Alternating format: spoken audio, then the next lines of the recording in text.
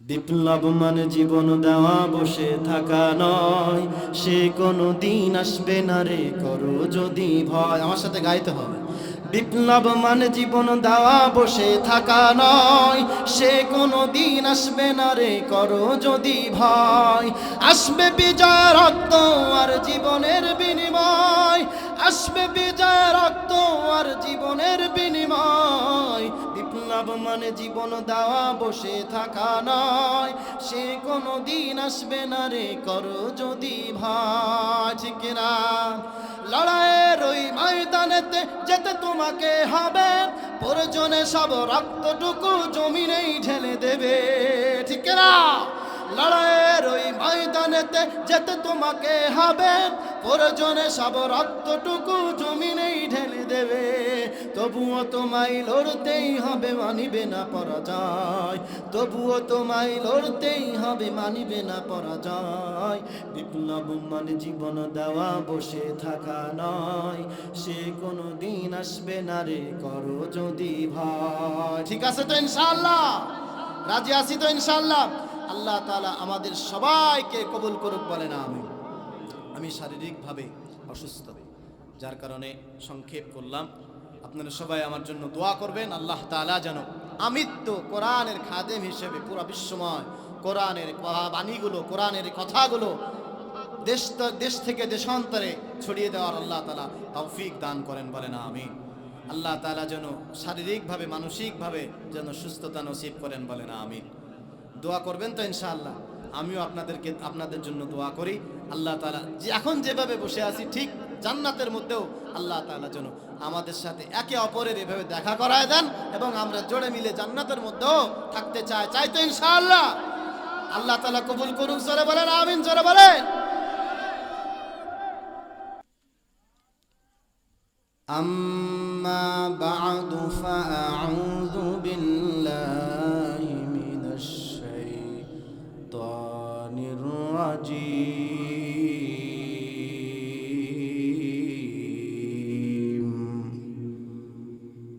বিসমিল্লাহির রাহমানির রাহিম।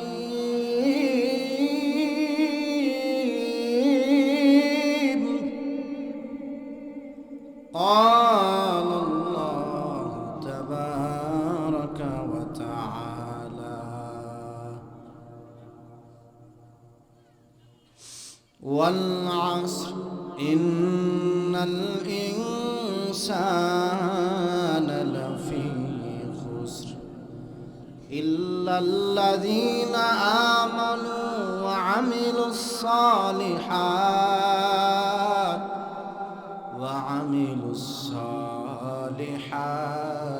وتواصوا بالحق وتواصوا بالصبر.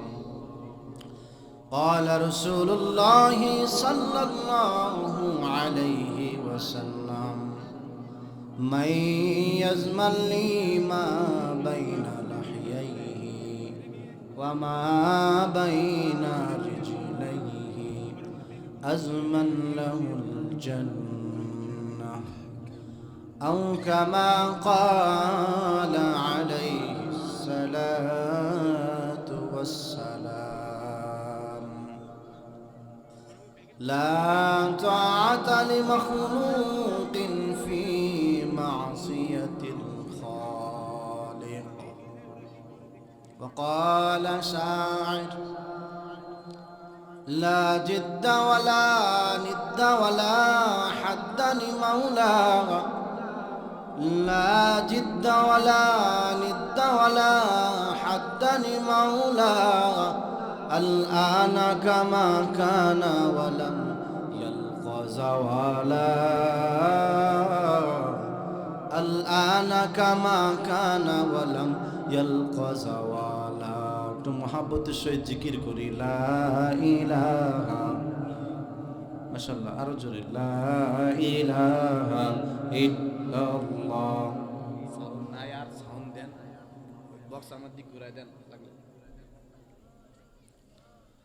ইল্লাল্লাহ, লা ইলাহা মাশাআল্লাহ, জোরে লা ইলাহা ইল্লাল্লাহ, লা ইলাহা ইল্লাল্লাহ, লা ইলাহা ইল্লাল্লাহ।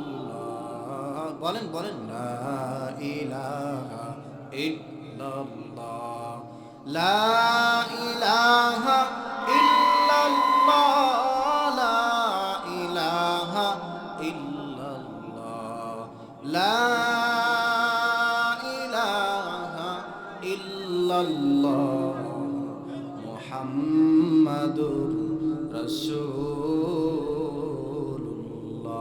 সকলে বলি মুহাব্বতের সহিত সাল্লাল্লাহু।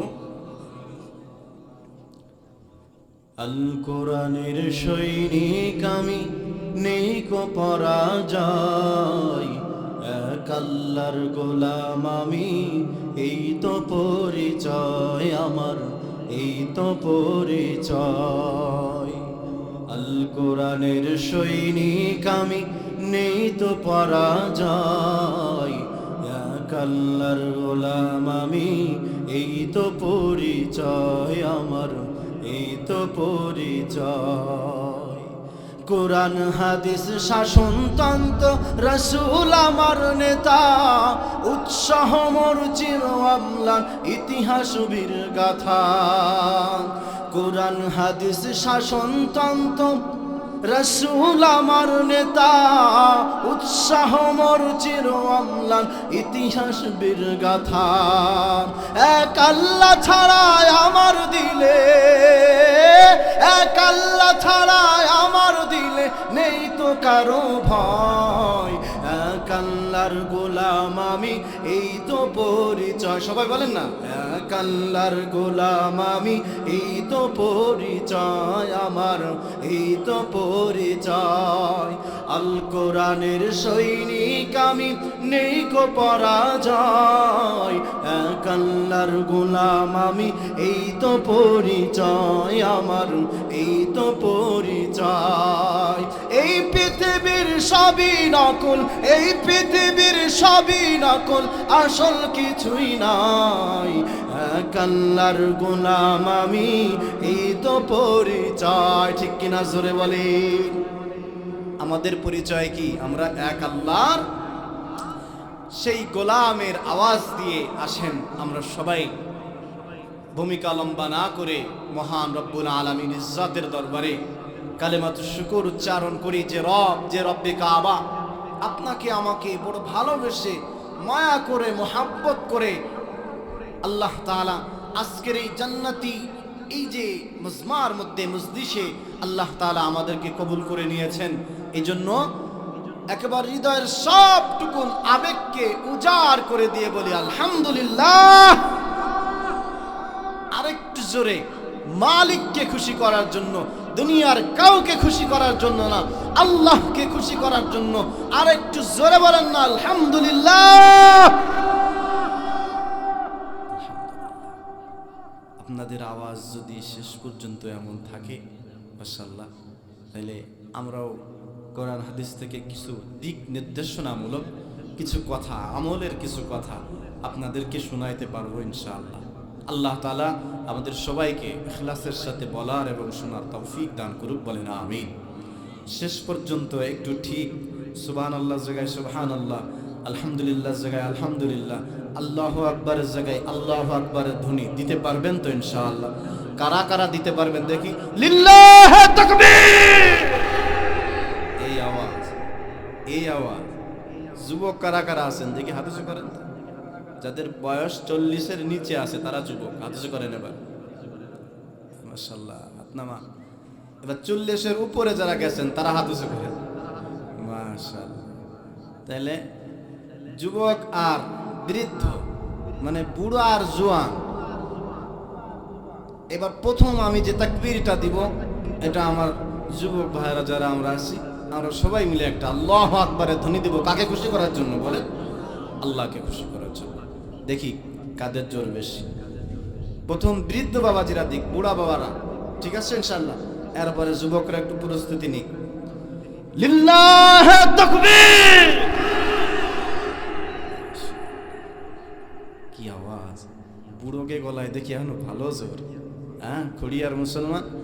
এরপরে আমার যুবক ভাই যারা আছেন, দেখি 40-এর নিচে যাদের বয়স, ইনশাল্লাহ আপনাদের আওয়াজ কি ইনাদের ফেল করাইতে পারে কিনা?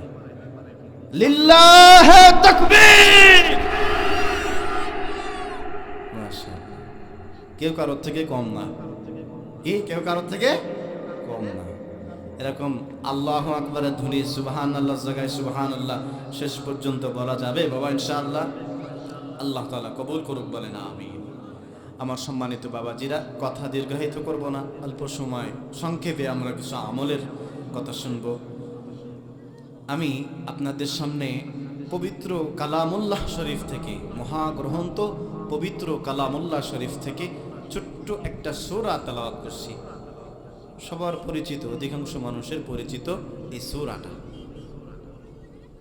এবং রাসূল আকরাম সাল্লাল্লাহু আলাইহি ওয়াসাল্লামের পবিত্র জবানের অমীয় বাণী হাদিস শরীফ থেকে ছোট্ট একটা হাদিসের টুকরা, হাদিসের অংশ বিশেষ আমি আপনাদের সামনে পাঠ করেছি। আল্লাহ চাহে তো এর উপরে ইনশাআল্লাহ আমরা কিছু কথা শুনবো ইনশাআল্লাহ। আল্লাহ তৌফিক দান করুক, বলেন আমিন। আপনাদের ধৈর্য আছে তো ইনশাআল্লাহ? হ্যাঁ, ধৈর্য আছে, হুশ আছে, হুশ বলেন তো দেখি, কারা কারা শেষ পর্যন্ত থাকবেন না? হাত উঁচু করেন। মাশাআল্লাহ, আচ্ছা শেষ পর্যন্ত থাকবেন কারা কারা? হাত উঁচু করেন। আল্লাহ আল্লাহ কবুল করুক। আপনারা বিরক্ত হচ্ছেন নাকি? বারবার হাত উঁচু করতে বলতেছি দেখেন। এখানে তো ক্যামেরাই হচ্ছে, এটা দুনিয়ার ক্যামেরা, ভিডিও হচ্ছে। আর উপরে আল্লাহ তাআলা ফেরেশতাদের মাধ্যমে একটা ক্যামেরা করতেছেন। কাল কিয়ামতের ময়দানে ওই ভিডিওটা আল্লাহ তাআলা ফাঁস করবেন। এই আজকের এই হাত উঁচু করা, আজকের এই আল্লাহু আকবারের ধ্বনি, আজকের এই সুবহানাল্লাহর ধ্বনি কাল কিয়ামতের ময়দানে ওই দিন, সেই দিন আপনার আমার জন্য নাজাতের উসিলা হয়ে যাইতে পারে কিনা? জোরে বলেন, কথা কয় না, পারে কিনা?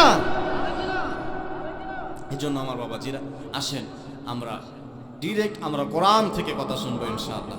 আমি কোরআনুল কারিমে যে সূরাটি আপনাদের সামনে তেলাওয়াত করেছি, ওই সূরাটির নাম হলো সূরাতুল আসর। বলেন সূরাটির নাম কি? কথা বলতে হবে। সূরার নাম কি? সূরাতুল আসর বা সূরা আসর। আসর শব্দের অর্থ হলো সময়। মনে রাখতে হবে কিন্তু, মাঝে মাঝে কিন্তু আমি পরীক্ষা নেব। আসর শব্দের অর্থ কি? জোরে বলেন, আর একটু আওয়াজ দিয়ে বলেন। সময় বা কাল বা যুগ। ওয়াল আসর, আল্লাহ তাআলা সময়ের কসম খেয়েছেন, যুগের কসম খেয়েছেন। আল্লাহ তাআলা কালামে পাকের মধ্যে এই সূরাটি দ্বারা আমাদের আল্লাহ তাআলা দুনিয়ার সমস্ত মানুষ যে ক্ষতির মধ্যে আজকে নিমজ্জিত আছে, এই ক্ষতির মধ্য থেকে আল্লাহ তাআলা আমাদেরকে ছাঁটাই করে, বাছাই করে আল্লাহ তাআলা আমাদেরকে হেফাজত করার জন্য 4টা পয়েন্ট দিয়েছেন। কয়টা পয়েন্ট? জোরে বলেন। 4টা পয়েন্টের উপরে যদি কোনো বান্দা, কোনো বান্দি যদি আমল করতে পারে, তাহলে আজকের পুরা বিশ্বের মধ্যে, পুরা সব দেশের মধ্যে আজকে মুসলমান বলেন, ইহুদি বলেন, খ্রিস্টান বলেন, আর হিন্দুর বাচ্চা বলেন, সবাই আমরা ক্ষতির মধ্যে নিমজ্জিত। কথা বলেন ঠিক কিনা? আওয়াজ দিয়ে বলেন ঠিক কিনা? এই ক্ষতির থেকে বাঁচার দরকার আছে না নাই? রাস্তাঘাটে চলতে ফিরতে সব জায়গায় গুনাহ গুনাহ গুনাহ গুনাহ গুনাহ ছাড়া নাই, ঠিক কিনা? জোরে বলেন। আগে মানুষ কষ্ট করে সিনেমা হলে যাইতো গুনাহ করতে, আর এখন মানুষ সিনেমা হল পকেটের ভিতরে নিয়ে ঘুরে বেড়ায়, ঠিক কিনা? জোরে কোন আওয়াজ দিয়ে কোন, ঠিক কিনা? এজন্য এই গুনাহ থেকে বাঁচতে হলে কি করলে পরে? এই 4টা আমল, গুনাহ থেকে বাঁচতে হলে এই 4টা আমল করতে হবে। এই 4টা আমল কি কি? আল্লাহ তাআলা আমাদের কি দিক নির্দেশনা দিয়েছেন আমরা জানতে চাই না ইনশাআল্লাহ? শেষ পর্যন্ত থেকে জেনে এরপরে বাড়িতে যাব ইনশাআল্লাহ। রাজি আছি তো ইনশাআল্লাহ? তাহলে আমার ভাইয়েরা, আমার বাবাজিরা, আমরা কোরআন থেকে কথা শুনব। কোরআন থেকে আমরা কথা শুনব। আর এই কোরআন থেকে যখন আমরা কথা শুনব, কোরআন যদি আমাদেরকে ঘুষের বিরুদ্ধে বলে, বিরুদ্ধে বলে, কোরআন যদি আমাদেরকে ঘুষ ছাড়তে বলে, আপনাকে আমাকে ঘুষ ছাড়া রাখবে, কথা বলেন ঠিক কিনা? কোরআন যদি বলে বান্দা সুদ ছাড়া দাও, তাইলে আমাদের সুদ ছাড়া লাগবে কি লাগবে না? জোরে আওয়াজ দিয়া কোন লাগবে না? লাগবে না? সুদ ছাড়া লাগবে। এ কোরআন যদি বলে বান্দা চুরি ছাড়া দাও, রাহাজানি অন্যায় জুলুম ছাড়া দাও, তখন কিন্তু আপনাকে আমাকে কোরআনের অনুযায়ী চলতে হবে। যদি জান্নাতি হতে চাই, যদি জীবনটারে ফুলের মতো সাজা নিতে চাই, কোরআনের দিক নির্দেশনাগুলো আমাদের ফলো করা লাগবে। আর কোরআনের মধ্যে দুনিয়ার সমস্ত অন্যায় কাজের বিরুদ্ধে আছে না পক্ষে আছে? সরে কোন কোরআন কি দুনিয়ার সমস্ত কাজের অন্যায় কাজের বিরুদ্ধে না পক্ষে? বিরুদ্ধে না? দুনিয়ার সমস্ত পাপ কাজের, দুনিয়ার সমস্ত গুনাহের কাজের বিরুদ্ধে আল্লাহ তাআলা কোরআনের বাণী আল্লাহ তাআলা নাজিল করলেন। সুতরাং যারা দুনিয়ার সমস্ত গুনাহগুলো ছাড়তে পারবে, তারাই কেবলমাত্র শুধুমাত্র কোরআনের আইন মানতে পারবে। জোরে বলেন ঠিক কিনা? আর আল্লাহ তাআলা কোরআনুল কারীমের মধ্যে দুনিয়ার সব কিছুর সমাধান আল্লাহ তাআলা চমৎকার ভাবে কোরআনের মধ্যে দিয়ে দিবেন কি দেন নাই? জোরে বলেন, আরো জোরে বলেন, দিবেন না দেন নাই? সমাধান চাও যদি জীবনে মরণে, ফিরে চাও খুঁজে নাও চোখ রাখো কোরআনে। সমাধান চাও যদি জীবনে মরণে, ফিরে চাও খুঁজে নাও চোখ রাখো কোরআনে। সমাধান তবেই পাবে সুখ শান্তির ঠিকানা, তবেই পাবে সুখ শান্তির ঠিকানা, যদি মেনে নাও তুমি মনে প্রাণে। সমাধান চাও যদি জীবনে মরণে, ফিরে চাও খুঁজে নাও চোখ রাখো কোরআনে।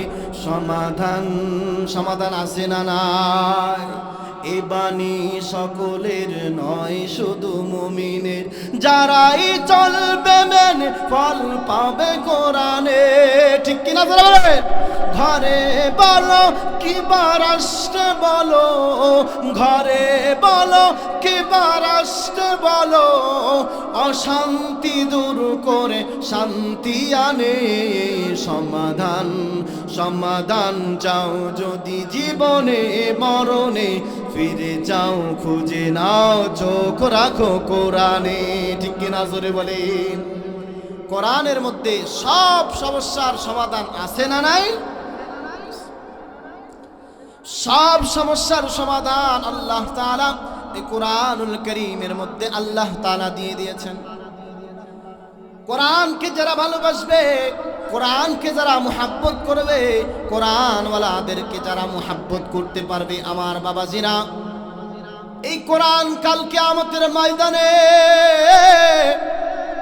আল্লাহ তাআলা কোরআনের জবান খুলে দিবে, জবান খুলে দিবে। আল্লাহু আকবার বলেন। জবান খুলে দিবে। কোরআন কাল কিয়ামতের ময়দানে যারা কোরআনকে মুহাব্বত করে, সিনায় ধারণ করে, কোরআন অনুযায়ী জীবন যাপন করে, নিজের রান্নাঘর থেকে নিয়ে সংসদ ভবন পর্যন্ত, পার্লামেন্ট পর্যন্ত যদি এ কোরআনের আইন বাস্তবায়ন করা যায়, খোদার কসমে কোরআন কাল কিয়ামতের ময়দানে আপনার আমার জন্য সুপারিশকারী হয়ে আপনাকে আমাকে জান্নাতে নেবে। সুবহানাল্লাহ। জোরে কও। আমার বাবাজিরা, এই জন্য কোরআনের সাথে থাকবেন তো? কোরআন থেকে আলোচনা হবে, শেষ পর্যন্ত শুনবেন তো ইনশাআল্লাহ। আর যে সমস্ত বাবাজিরা পিছনে জায়গা হচ্ছে না, দাঁড়ায় আছেন, যারা কষ্ট করে একটু ভিতরে এসে বসেন। কোরআনের আদব হলো, কোরআনের মজলিসের আদব হলো দাঁড়ায় দাঁড়ায় না শুনে, আরাম করে শুনেন, ভিতরে আসেন।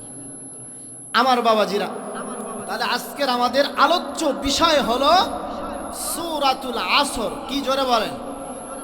আরো জোরে। সূরাতুল আসর। আসর অর্থ কি বলেছিলাম? সময় বা কাল। আল্লাহ তাআলা খুব চমৎকার করে আল্লাহ তাআলা প্রথম সময়ের কসম খেয়ে এরপরে আল্লাহ তাআলা বললেন যে দুনিয়ার সমস্ত মানুষগুলা ক্ষতির মধ্যে নিমজ্জিত। এরপরে আল্লাহ তাআলা আবার বললেন যে 4 শ্রেণীর মানুষ তারা ক্ষতির মধ্যে নিমজ্জিত না। জোরে বলেন কয় শ্রেণীর মানুষ? এখন দেখার বিষয় হলো যে আমরা এই 4 শ্রেণীর মানুষের মধ্যে আছি কিনা। যদি থাকি তাহলে এর থেকে বের হয়ে আসার দরকার আছে না? আসেন আল্লাহ তাআলা এই সূরা সম্পর্কে আমরা কিছু তথ্য আগে জানি। সূরাতুল আসর এটা মহা পবিত্র মহাগ্রন্থ আল কোরআনুল কারীমের যে 114টা সূরা আছে এই কোরআনুল কারীমের মধ্যে, এই 114টা সূরার মধ্যে 103 নাম্বার সূরা। কয় নাম্বার? যদি শেষে যে আমি আমার আলোচনাগুলো ইউটিউবে দেখবেন যে আলোচনার শেষে আমি একটা প্রতিযোগিতার মতো একটা করি, সবাইকে আলোচনার থেকে একটা একটা করে প্রশ্ন করি। যারা প্রশ্নের উত্তর বেশি যে দিতে পারে তাকে আমি নিজ পকেট থেকে একটা পুরস্কার দিই। আচ্ছা, এই পুরস্কার কি আপনারা সবাই নিতে চান? কথা বলতে হবে, নিতে চান? তো নিতে যদি হয় তাহলে কথা বলতে হবে। এখানে যারাই আছেন সবাই আমার ছাত্র, আমি উস্তাদ। এটা আমি অহংকারের জন্য বলতেছি না, কিছুক্ষণের জন্য আমি শিক্ষক, আপনারা আমার ছাত্র। আর আপনারাও কিছুক্ষণের জন্য কোরআনের ছাত্র হওয়ার সৌভাগ্য অর্জন করেছেন। কাল কিয়ামতের ময়দানে এই উসিলাই হইল আল্লাহ তাআলা জান্নাতে দিতে পারেন কি পারেন না? জোরে কয় না? তাহলে সূরাতুল আসর এটা কোরআনুল কারীমের 103 নম্বর সূরা। এই সূরার মধ্যে আল্লাহ তাআলা আয়াত রেখেছেন কয়টি? 3টি। কয়টি আয়াত রেখেছেন এই সূরার মধ্যে আল্লাহ তাআলা? 3টি। এরপরে আল্লাহ তাআলা এই সূরার মধ্যে শব্দ আছে 14টি। কয়টি? জোরে বলেন, আরো আসতে কোন? দেয়ালেরও কান আছে, শুনলে সমস্যা হইতে পারে। জোরে বলেন কয়টি শব্দ আছে? কয়টি? 14টি শব্দ আছে এই সূরার মধ্যে। অক্ষর আছে, হরফ আছে, বর্ণ আছে 70টি। কয়টি? আরো আসতে কোন? 70টি। আচ্ছা, আপনারা কথা বলতে চান না কেমন? জোরে কথা বলেন। কোরআনের ছাত্র যখন হইছেন এর আগে কোনোদিন জানতেন সূরা আসরের মধ্যে 70টি অক্ষর আছে? জানতেন? এটা নতুন জানছেন না? শুধু কি আজকে জানার জন্য জানছেন নাকি মানবেনও? আসেন আমরা সবাই আমার সাথে একটু পাঠ আমরা এই সূরাটা তেলাওয়াত করি। এর একটা অক্ষর যদি কেউ তেলাওয়াত করে কয় নাকি বাবা? আরো জোরে বলেন। 10 নাকি। আমরা সবের আশায় একটু তেলাওয়াত করি, আমার সাথে সবাই তেলাওয়াত করে। আউযু বিল্লাহি মিনাশ শাইতানির রাজীম। বিসমিল্লাহির রাহমানির রাহিম। সকলে পড়ে ওয়াল আসর ইন্নাল ইনসানা লাফি খুসর ইল্লাল্লাযীনা আমানু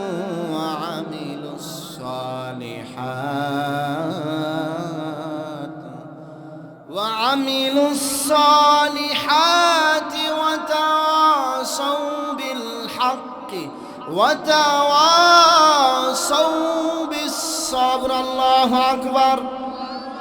আর জোরে বলেন আল্লাহু আকবার। মুমিনের কথা ছিল তো কোরআন শুনলে পরে মুমিনের ঈমান বৃদ্ধি পায়।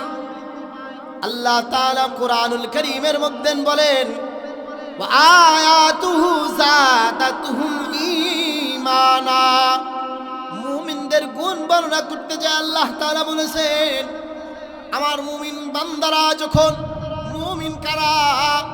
কেমনে বুঝবেন যে আমি মুমিন, আমি একজন পাক্কা ইমানদার? কেমনে বুঝবেন? পাক্কা ইমানদার তখন বুঝে আসবে যখন কোরআনের তেলাওয়াত শোনার পরে আপনার ভালো লাগবে, আপনার দিলের মধ্যে শান্তি লাগবে, শান্তি। আল্লাহু আকবার বলে। আমার বাবাজিরা, এজন্য কোরআন তেলাওয়াত শুনলে পরে ঈমান বৃদ্ধি হবে। ঈমান কি হবে? বৃদ্ধি হবে। কোরআন তেলাওয়াত শুনলে পরে আর যাদের মধ্যে অ্যালার্জি আছে, যারা এরকম ভাবে নবীজি সাল্লাল্লাহু আলাইহি ওয়াসাল্লাম স্বয়ং তেলাওয়াত করতেন, আমার দিক খেয়াল করেন, নবীজি স্বয়ং কোরআন থেকে যখন তেলাওয়াত করতেন, আবু জাহেল, উতবা, সাইবা ওরা কিন্তু রাত্রেবেলায় আয়সা নবীর ঘরের সাথে কান লাগায় দিয়া তেলাওয়াত শুনতো। ঠিক কিনা?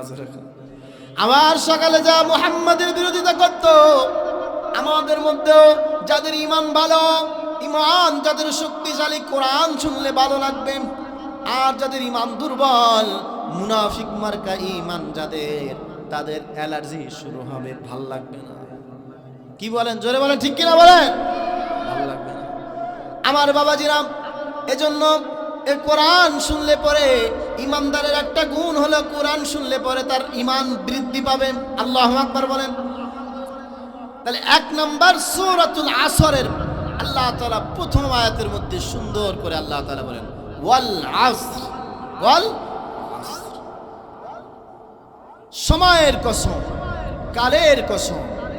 এই যে ওয়াল আস, এই ওয়াওটা হলো ওয়াবে কসমিয়া, কসম খাওয়ার জন্য আল্লাহ তাআলা এই ওয়াওটা ব্যবহার করেছেন। আল্লাহ তাআলা সময়ের কসম খাইলেন। আল্লাহ তাআলা সময়ের কসম খায়া আমাদেরকে বুঝাইতে চাইলেন, ও বান্দা, ও বান্দি, ও আব্দুল করিম, এ খুড়িয়ার মুসলমান ভাই বাবাজিরা, আমার আম্মা জানেরা, আল্লাহ তাআলা আসর অর্থাৎ সময়ের কসম খায়া আল্লাহ তাআলা আমাদেরকে বলতেছেন, এ বান্দা বান্দিরা শোনো, গুরুত্বের সাথে শোনো। কেন গুরুত্বের সাথে শুনবা? কারণ আমি আল্লাহ কসম খাইছি। কি খাইছি বলেন? আমি আল্লাহ কসম খাইছি, এজন্য গুরুত্বের সাথে শুনবা। ওয়াল আস, সময়ের কসম। সময়ের কসম আল্লাহ কেন খাইলেন? অন্য কিছুর কসম তো আল্লাহ খাইতে পারতেন। কথা বলেন, ঠিক কিনা? আল্লাহ তাআলা কোরআনুল কারীমের মধ্যে 40 জায়গায় আল্লাহ তাআলা কসম খেয়েছেন। কয় জায়গায়? আরো আসতে কম।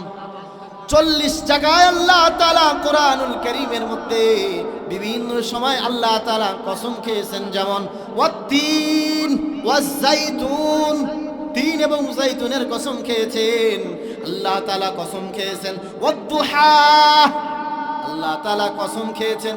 এভাবে করে আল্লাহ তাআলা কোরআনুল কারীমের 40 জায়গায় আল্লাহ তাআলা কসম খেয়েছেন। বলেন সুবহানাল্লাহ।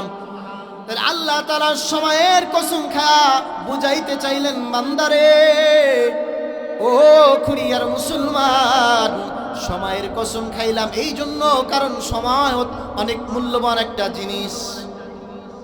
এই যে আপনার আমার জিন্দেগি থেকে 1 সেকেন্ড সময় চলে যাচ্ছে, এই 1 সেকেন্ড সময় কিন্তু বন্ধুরে আর ফিরে আসবে না।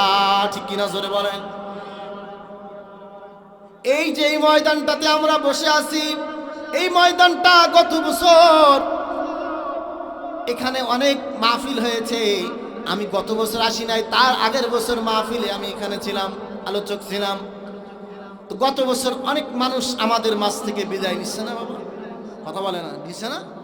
গত বছর যারা ছিল অনেক মানুষ, তারা আজকে এই মজলিসের মধ্যে নাই, আমাদের সমাজের মধ্যে নাই। সময়,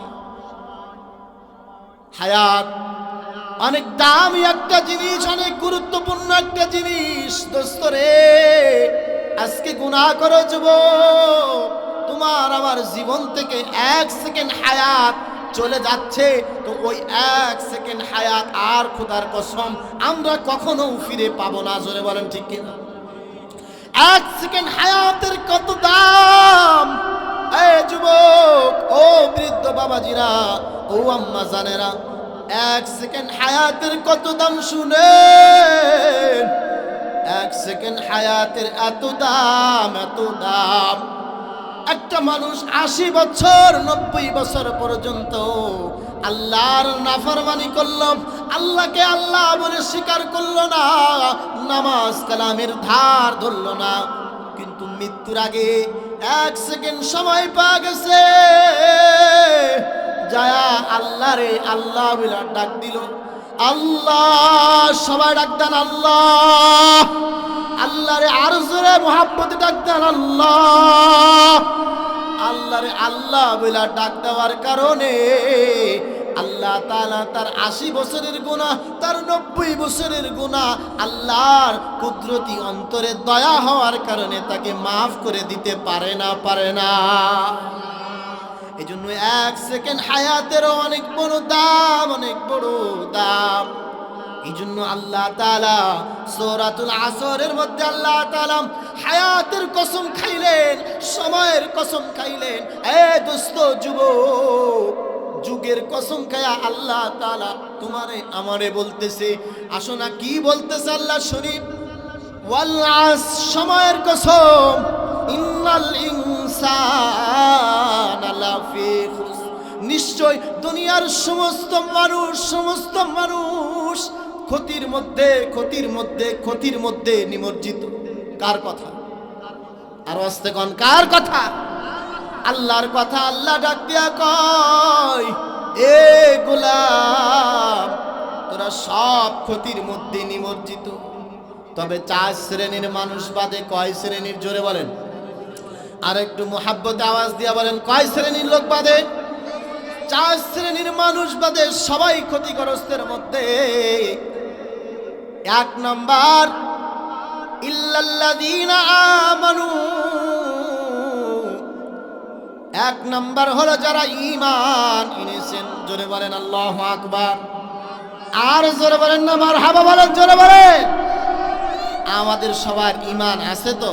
এইদিকে খেয়াল করেন বাবা, আমাদের সবার ঈমান আছে তো? আমরা ঈমানদার না? আমরা সবাই ঈমান আনছি না? তাহলে আল্লাহ তাআলা আমাদেরকে বলছে যে তোমরা ক্ষতির থেকে হেফাজত, তোমাদেরকে আমি হেফাজত করছি। সুবহানাল্লাহ, জোরে বলেন। তাহলে 4 শ্রেণীর মানুষ যারা ক্ষতির থেকে হেফাজত, আল্লাহ যাদেরকে হেফাজত করবেন। 1 শ্রেণীর মানুষ তারা হলো ইল্লাল্লাযীনা আমানু, যারা আল্লাহর প্রতি ঈমান আনবে। আর আল্লাহর প্রতি যখন আমরা ঈমান আনবো, ঈমান আনার সাথে সাথে আল্লাহ তাআলার হুকুমগুলা, আহকামগুলা আমাদের উপরে মানা অপরিহার্য হয়ে যাবে। ঠিক কিনা? জোরে বলেন, জোরে কয় না ঠিক কিনা? আমরা মুসলমান বটে, ঈমানদারের অভাব নাই সমাজে, তবে নামাজের অভাব আছে না নাই? রোজাদারের অভাব আছে না নাই?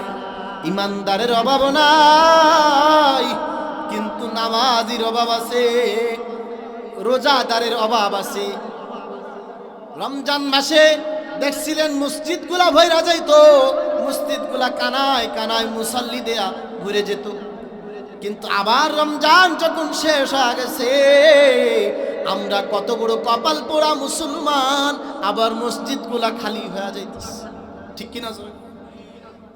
আমাদের ঈমানের অবস্থা, হালত হলো এই। তাহলে 1 নাম্বার যারা ক্ষতির মধ্যে পড়বে না, তারা হলো ঈমানদার। তারা হলো কি? জোরে বলেন। আল্লাহর উপরে যারা ঈমান রাখবে, আল্লাহর উপরে যারা ভরসা রাখবে, যতই ঝড় তুফান আসুক না কেন, ওদেরকে ওরা ক্ষতির মধ্যে পড়বে না। বলেন সুবহানাল্লাহ। এজন্য সর্বদা ঈমান রাখতে হবে, ভরসা রাখতে হবে, তাওয়াক্কুল করতে হবে একজনের উপরে। কে? জোরে বলেন, তার নাম কি? আর জোরে বলেন, কে? আমাদের রবকে। জোরে কয় না, আমাদের রবকে। আল্লাহ আমার রব। সবাই বলেন, আল্লাহ আমার রব, এই রবি আমার সব। আল্লাহ আমার রব, এই রবি আমার সব। দমে দমে তনু মনে তারি অনুভব। আল্লাহ আমার রব, এই রবি আমার সব। ঠিক কিনা? আমাদের রব কে? আল্লাহ আমাদের রব। এই জন্য আমার বাবাজিরা, আমরা সর্বদা সব সময় ঈমান রাখবো, ভরসা রাখবো একজনের উপরে, তিনি কে? আল্লাহর উপরে। 1 নম্বর পয়েন্ট মনে মনে থাকবে তো ইনশাআল্লাহ? হ্যাঁ, 1 নম্বর যারা ক্ষতির মধ্যে নিমজ্জিত হবে না তারা কারা? ঈমানদার। তারা কারা? আরেকটু আসতে বলেন, কারা? ঈমানদার। 2 নম্বর হলো আল্লাহ তাআলা বলেন ইল্লাল্লাযীনা আমানু ওয়া আমিলুস সালিহাত। আল্লাহু আকবার বলেন। 2 নম্বর গুণের অধিকারী তারা যারা আমলে সালেহ করে, নেক আমল করবে। 1 নম্বর হলো যারা আল্লাহর উপরে ঈমান রাখবে, তারা ক্ষতির থেকে বাঁচা যাবে, আল্লাহ তাআলা তাদের ক্ষতির মধ্যে নিমজ্জিত করবেন না।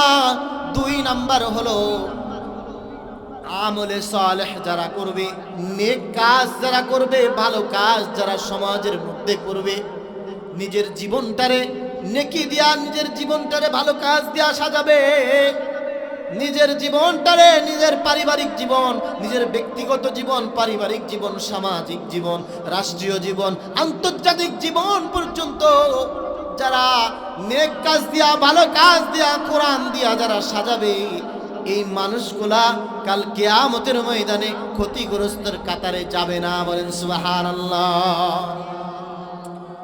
নেক কাজ, ভালো কাজ, নামাজ পড়া ভালো কাজ, হজ করা ভালো কাজ, সম্পদ থাকলে যাকাত দেওয়া ভালো কাজ, আপনার সন্তান হইলে সন্তানটারে মানুষের মতো মানুষ বানানো ভালো কাজ। জোরে বলেন ঠিক কিনা? সন্তান সব থেকে বড় সম্পদ, সব থেকে আপনার বড় আমল, বড় কাজ হলো সন্তানটাকে এরকম মানুষের মতো মানুষ বানানো। যদি সন্তানকে মানুষের মতো মানুষ বানাইতে পারেন তাহলে লাভ কি? তাহলে লাভ হলো এই সন্তান আপনার মারা যাওয়ার পরে এরকম মাহফিল করে মা বাবার জন্য দোয়া চাবে মানুষের কাছে। এটা কি বড় লাভ না? এর থেকে কি আর কোনো লাভ আছে দুনিয়াতে? চাওয়া কথা কয় না, আছে? নেককার সন্তান দুনিয়াতে রেখে যাবে। আজকে এই যে এত সুন্দর জান্নাতের বাগিচা সাজিয়েছেন আমার ভাই, ওনার নামটা আমার স্মরণে নেই, হ্যাঁ, বাবলু ভাই। প্রতি বছর এটা হয়। আমি গত বছর আসি নাই, তার আগের বছর আমি আসছিলাম, 2 বছর আগে। আল্লাহ তাআলা আপনাদের সামনে কিছু বলার তৌফিক দান করছে। প্রতি বছর এটা করে যাচ্ছে। কত ভালো একটা উদ্যোগ, কত ভালো একটা কাজ, প্রশংসা করার মতো কাজ।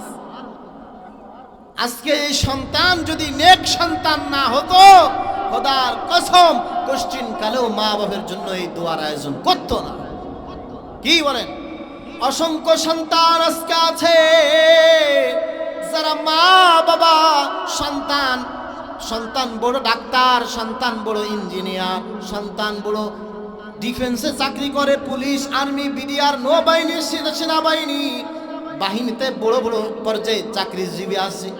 আজকের শহরতলির প্রত্যেকটা বৃদ্ধাশ্রমে আপনি খোঁজ নেন, দেখেন প্রত্যেকটা বৃদ্ধাশ্রমের মধ্যে তাদের মা বাবা বেশি, যারা বড় বড় ডাক্তার, বড় বড় ইঞ্জিনিয়ার। জোরে বলেন ঠিক কিনা?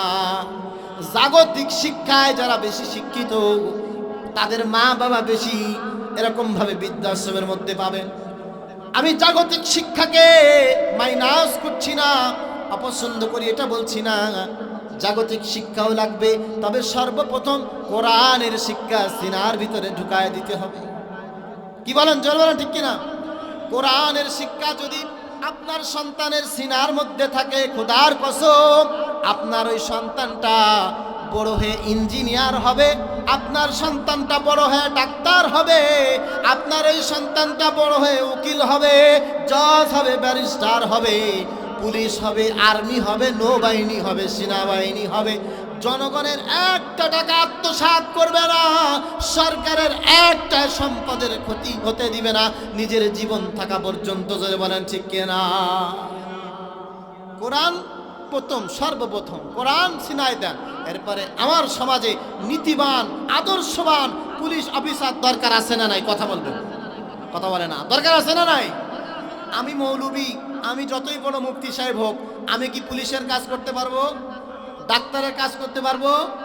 এখন আমি মৌলবী, আমার কাজ হলো বয়ান করা, ওয়াজ করা, মানুষকে কোরআন শোনানো। কিন্তু আপনি যদি এখন কোনো ডেলিভারি রুগী আমার কাছে নিয়ে আসেন, হুজুর আমার এই মহিলাকে, আমার স্ত্রীকে পেট ফেরে আমার এই সন্তানকে দুনিয়া এনে দেন, পারবো আমি? আমার দ্বারা সম্ভব?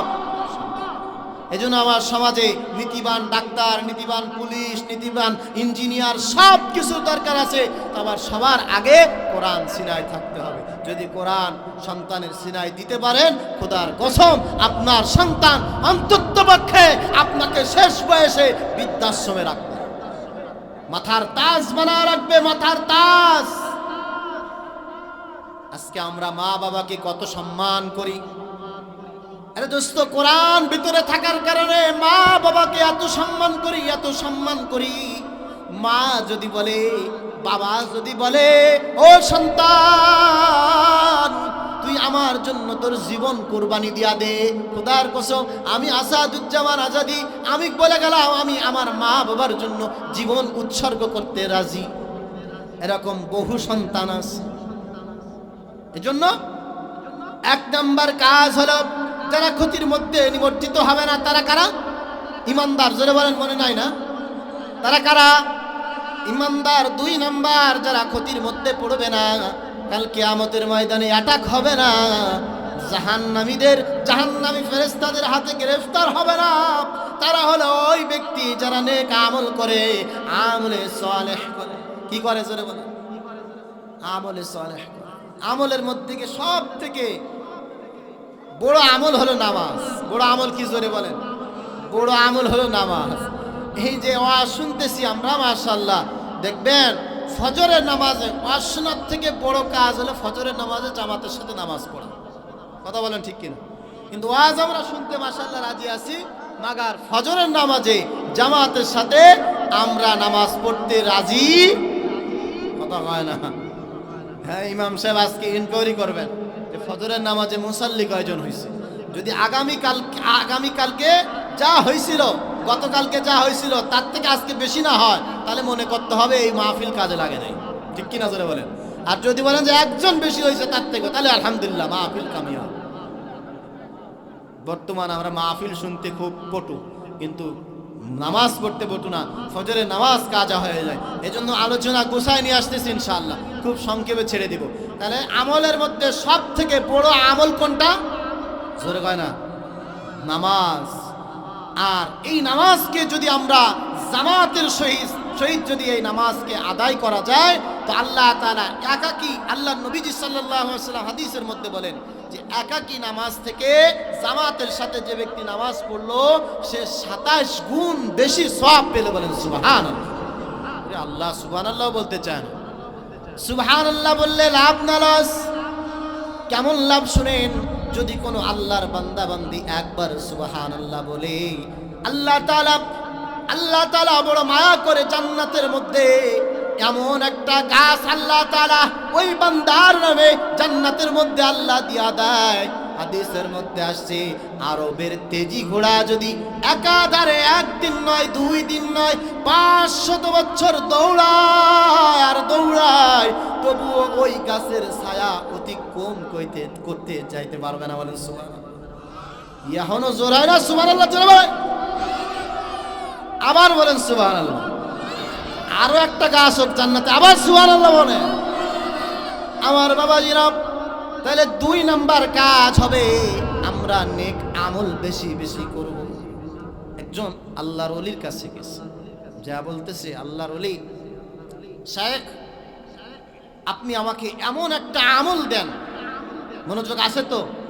হ্যাঁ, আপনি আমাকে এমন একটা আমলের কথা বলেন যে আমল করলে পরে আমাকে আমার জান্নাতে যাওয়ার জন্য সহজ হয়ে যাবে। তা বলতেছে, ছোট্ট একটা কথা, 1 লাইনের একটা কথা আমি তোমাকে শোনায় দিই, এটার উপরে আমল করবা, বাস। তো কি?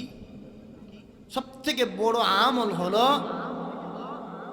তাহাজ্জুদ পড়ার দরকার নেই, অনেক বেশি আমল করার দরকার নেই। সব থেকে বড় আমল হলো গুনাহ থেকে পরহেজ থাকা, গুনাহ থেকে হেফাজত থাকা। গুনার মধ্যে কি করা? গুনার থেকে হেফাজত থাকা, এটা হলো সব থেকে বড় আমল। বুঝতেছেন? গুনাহ না করা, গুনাহ না করা। আচ্ছা, নামাজ না পড়া কি? জোরে কয় না, ওয়াজ বুঝতেছেন না? নামাজ না পড়া কি? আর নামাজ পড়া কি? সওয়াব। আর নামাজ না পড়লে কি হয়? গুনাহ হয়। এখন আপনি যদি গুনাহ না করতে চান তাহলে আপনাকে নামাজ অবশ্যই পড়তে হবে। আপনি যদি ধনবান হন, নেশাব পরিমাণ মালের মালিক হন, আপনার জাকাত দিতে হবে। জাকাত যদি না দেন তাহলে আপনি গুনাহগার হবেন, গুনাহ। আর জাকাত দিলে গুনাহ নাই। যদি আপনার সম্পদ নেশাব পরিমাণ হয়, পর্যাপ্ত সম্পদ হয়, হজ ফরজ হয়, আপনাকে হজ করতে হবে। হজ না করলে গুনাহ। তার মানে বোঝা গেল কি, যে গুনাহ তুমি গুনাহ করো না, তোমার নেক আমল বেশি করার দরকার নেই, তবে তুমি গুনাহ করো। ওয়াজ এক লাইন। এজন্য 3 নাম্বার কাজ হলো, সংক্ষেপ করে দিচ্ছি, 3 নাম্বার কাজ হলো তারা ক্ষতির মধ্যে নিমজ্জিত হবে না। তারা হলো যারা হকের উপরে থাকবে, যারা হকের উপরে থাকবে, হকের দাওয়াত দিবে, সত্য কথার উপদেশ দিবে। এরা আল্লাহর কাল কিয়ামতের ময়দানে আল্লাহর জাহান্নামের আসামি হিসেবে আযাবের ফেরেশতাদের কাছে গ্রেফতার হবে না। সুবহানাল্লাহ বলে। 1 নাম্বার কি বলছি? কারা? ইমানদার। 1 নাম্বার কি? 2 নাম্বার আমলে সালেহ। 3 নাম্বার জোরে বলেন, সত্যের পথের দাওয়াত দেওয়া, হকের দাওয়াত দেওয়া, হকের দাওয়াত দেওয়া। আর 4 নাম্বার হলো সবর। 4 নাম্বার কি? সবর, ধৈর্য ধারণ করো, ধৈর্য ধারণ করো। এটা বিশাল বড় একটা আমল। তাহলে আল্লাহ তাআলা 1 নাম্বার বললেন ইল্লাল্লাযীনা আমানু, তারা ঈমানদার হবে, ওয়া আমিলুস সালিহাত, এবং নেক কাজ করবে, ওয়া তাওয়াসাউ বিল হক, হকের দাওয়াত দিবে, উপদেশ দিবে। আর 4 নাম্বার হলো ওয়া তাওয়াসাউ বিস সাবর, তারা কি করবে? ধৈর্য ধারণ করবে, ধৈর্য ধারণ করবে। বিপদ আপদ বালা মুসিবত সর্বক্ষেত্রে ধৈর্য ধারণ করবে। সন্তান মারা গেছে, ধৈর্য ধারণ করবে কার জন্য? জমিনের মধ্যে একটা ফসলের ক্ষতি হয়ে গেছে, ধৈর্য ধারণ করতে হবে, ভরসা রাখতে হবে কার উপরে? সর্বদিক থেকে যত বড় ক্ষতি হোক, যত বড় লোকসান হোক, আল্লাহর উপরে তাওয়াক্কুল করে সবর করতে হবে। যদি এই আমলগুলো আমরা করতে পারি, আল্লাহ তাআলা কাল কিয়ামতের ময়দানে আল্লাহ তাআলা আমাদেরকে গ্রেফতার করবেন না। আশা করা যায় আল্লাহ তাআলা আমাদেরকে মুক্তি দিয়া দিবে। আমার বাবাজিরা, আরেকটা আমল দেয়া যায়। আমার আম্মা জানেরা, কান খাড়া করে শুনবেন, আপনাদের জন্য বলি, এই আমলটা আজ থেকে করা শুরু করবেন। এখন এমন একটা আমলের কথা বলবো, যেই আমলটা করলে পরে স্বয়ং নবীজি বলছেন যে এই 2টা কাজ থেকে যে বিরত থাকবে, স্বয়ং আল্লাহর নবী সাল্লাল্লাহু আলাইহি ওয়াসাল্লাম, সবাই বলেন সাল্লাল্লাহু আলাইহি ওয়াসাল্লাম, স্বয়ং আল্লাহর নবী তার জান্নাতে যাওয়ার জামিনদার হয়ে যাবে। বলেন সুবহানাল্লাহ। আল্লাহ, তাও সুবহানাল্লাহ জোরে কয় না, জোরে কোন সুবহানাল্লাহ। স্বয়ং আল্লাহর নবী তার জান্নাতে যাওয়ার জামিনদার হবে। 2টা কাজ থেকে বিরত থাকতে হবে। নবীজি সাল্লাল্লাহু আলাইহি ওয়াসাল্লাম হাদিসে পাকের মধ্যে নবীজি ডাক দিয়া বলেন, ও উম্মতেরা শোনো, মাই আজমাল্লি মা বাইনা লাহইয়াইহি ওয়া মা বাইনা রিজলাইহি আজমান লাহুল জান্নাহ। আল্লাহু আকবার বলেন।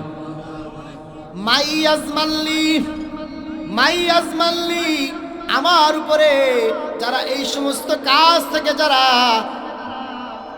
এই সমস্ত কাজ থেকে ফরহেজ থাকবে, নিজেকে বাঁচা রাখবে 2টা কাজ থেকে। মাই আজমাল্লি মা বাইনা লাহইয়াইহি ওয়া মা বাইনা রিজলাইহি। মা বাইনা লাহইয়াইহি, আমাদের যেদিকে তাকান, আমার দিকে তাকান, নাহলে আজ বুঝবেন না। মা বাইনা লাহইয়াইহি, আমাদের যে 2 চোয়াল আছে, 2 চোয়াল, এই মা বোনরা শুনতেছেন, আমাদের এই যে 2 চোয়াল আছে, গাল, এই গালের মধ্যে একটা জিহ্বা আছে। এই জিহ্বাকে আল্লাহ নবীজি সাল্লাল্লাহু আলাইহি ওয়াসাল্লাম সংযত রাখতে বলেছেন। মা বাইনা লাহইয়াইহি, যারা এই জিহ্বাকে সংযত রাখবে, জিহ্বাকে যারা কি করবে, হেফাজত করবে, ওয়ামা বাইনা রিজিলাইহি, এবং যারা এই দুই রিজিলাইহি অর্থ হলো দুই পায়ের মাঝের লজ্জাস্থান। তাই এক নাম্বার কি, দুই চোয়ালের মাঝের জিহ্বা হেফাজত করতে হবে, আর দুই নাম্বার হলো দুই পায়ের মাঝে, উরুর মাঝে, রানের মাঝে যে লজ্জাস্থান আছে, এই লজ্জাস্থানের হেফাজত করতে হবে। যদি এই দুইটা কাজ করতে পারেন, আজমান লাহুল জান্নাহ, নবীজি ঘোষণা দেন যে আমি তার জান্নাতে যাওয়ার জন্য জামিনদার হয়ে যাব। বলেন সুবহানাল্লাহ, চিৎকার দিয়া বলেন সুবহানাল্লাহ। পারা যাবে তো ইনশাআল্লাহ। এবার একটু পরীক্ষা নিব, শেষ, আমার ওয়াজ শেষ, বয়ান শেষ, এবার পরীক্ষা নিচ্ছি। আচ্ছা, যে বলতে ইচ্ছুক সে হাত উঁচু করবেন যে হুজুর আমি বলবো, ঠিক আছে ইনশাআল্লাহ। হ্যাঁ, এই যে আমরা যেই সূরা থেকে এতক্ষণ যাবত অগোছালো কিছু সংক্ষেপে কিছু আলোচনা শুনলাম সময়ের অভাবে, এই সূরাটার নাম কি এবং এই সূরাটা কোথায় নাজিল হয়েছিল? কে বলবে? হাত উঁচু করেন। দাঁড়াও, মাশাআল্লাহ, হিম্মত আছে ছাত্র মানুষ। বলো এই সূরার নাম কি? সূরাতুল আসর। সবাই মাশাআল্লাহ বলেন, আরো জোরে বলেন মাশাআল্লাহ। সূরাতুল আসর। আচ্ছা, এই সূরা কোথায় অবতীর্ণ হয়েছে, কোথায় নাজিল হয়েছিল? মাশাআল্লাহ, বসেন বসেন সবাই মাশাআল্লাহ বলেন, মাশাআল্লাহ। এরপরে দাঁড়াও, তুমি দাঁড়াও, তুমি দাঁড়াও, দাঁড়াও দাঁড়াও দাঁড়াও। পাঁচটার ভিতরে যদি চারটা পারো তাহলে পুরস্কার পাবা, আর যদি পাঁচটার ভিতরে যদি তিনটা পারো তাহলে পাবা না। পাঁচটার ভিতরে চারটা পারতে হবে। কয়টা পারছে? দুইটা। আর দুইটা প্রশ্ন। বলো, এই সূরার মধ্যে কয়টা বিষয় আছে আমলের?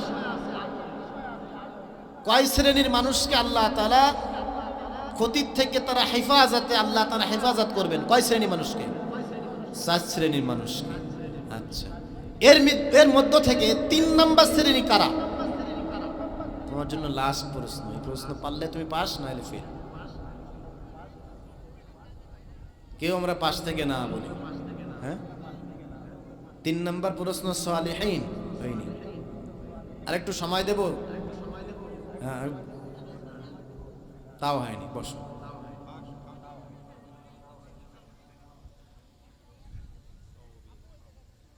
ওয়াতাওয়াসাউ বিল